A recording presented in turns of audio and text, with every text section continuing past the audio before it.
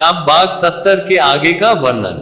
वानर युगपतियों को इस प्रकार की कठोर आज्ञा देकर सुग्रीव हनुमान से बोला, हे कपिश्रेष्ठ, पृथ्वी, अंतरिक्ष, आकाश, पाताल, देवलोक, वन, पर्वत, सागर, कोई ऐसा स्थान नहीं है जहां तुम्हारी गति न हो। असुर, गंधर्व, नाग, मनुष्य, देवता, समुद्र तथा पर्वतों सहित संपूर्ण लोकों को तुम जानते हो और तुम अतुल, अद्वितीय, पराक्रमी तथा साहसी हो। तुम्हारी सूझबूझ और कार्यकुशलता भी अपूर्व है। यद्यपि मैंने सीता जी की खोज के लिए सब वानरों को आदेश दिया है, परंतु मुझे सच्चा भरोसा तुम्हारे ऊपर ही है और तुम्हें ही उनका पता लगा कर लाना है।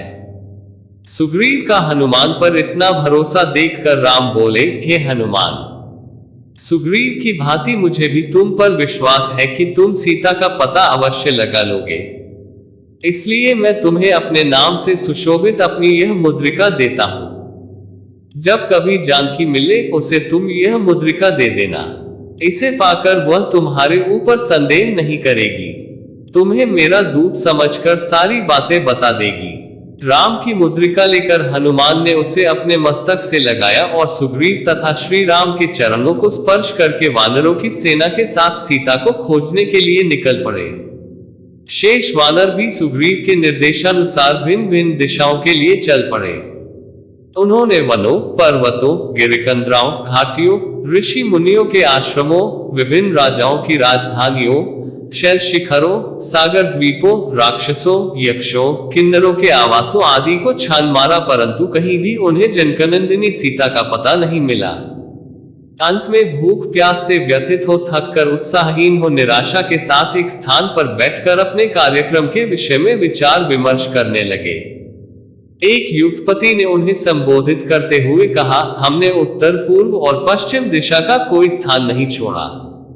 अत्यंत अगम्य प्रतीत होने वाले स्थानों को भी हमने छान मारा, किंतु कहीं भी महारानी सीता का पता नहीं चला। मेरे विचार से अब हमें दक्षिण दिशा की ओर प्रस्थान करना चाहिए।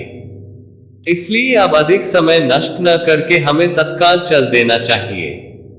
युगपति का प्रस्ताव स्वीकार कर सबसे पहले ये दल विंध्याचल पर पहुंचा। वहां की गुफाओं, जंगलों, पर्वत शिखरों आदि सभी स्थानों को उन्होंने छान मारा, किंतु जनकनंदिनी सीता के उन्हें दर्शन नहीं मिले। विंध्य पर्वत के आसपास का महान देश अनेक गुफाओं तथा घने जंगलों से भरा था, इसलिए वहां जानकी जी को ढूंढने में उन्हें अत्यंत कठिनाई का सामना करना पड़ा। इस प्रकार से जानकी जी की खोज के लिए सुग्रीव के द्वारा दिया गया समय व्यतीत हो गया। समस्त वानर पुनर्तः निराश हो गए और सुग्रीव के द्वारा दिए जाने वाले दंड के विषय में सोचकर अत्यंत भयभीत भी हो गए। उनकी निराशा और भय को देखकर महाबुद्धिमान अंगद ने कहा, निराश और भयभीत होने की आवश्यकता नहीं है।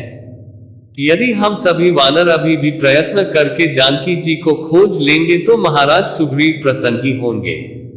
कर्म का फल अवश्य ही मिलता है, अतः खिन्न होकर कार्य को छोड़ देना कदापि उचित नहीं है। राजकुमार अंगद की बातों से उत्साहित होकर वानरों ने जानकी जी की खोज के लिए पुनः खोज करना आरंभ कर दिया।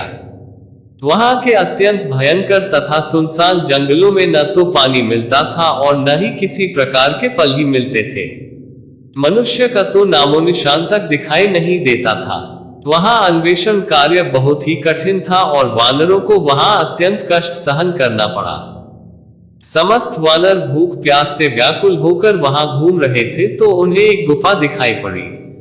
वह गुफा यद्यपि अंधकारमय थी, किंतु उसमें से हंस, क्रौंच, सारस और जल से भीगे हुए चकवे निकलते हुए दृष्टिगत हुए।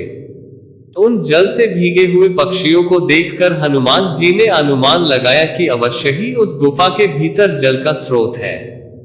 हनुमान जी की सलाह के अनुसार समस्त वानर उस गुफा में प्रवेश कर गए।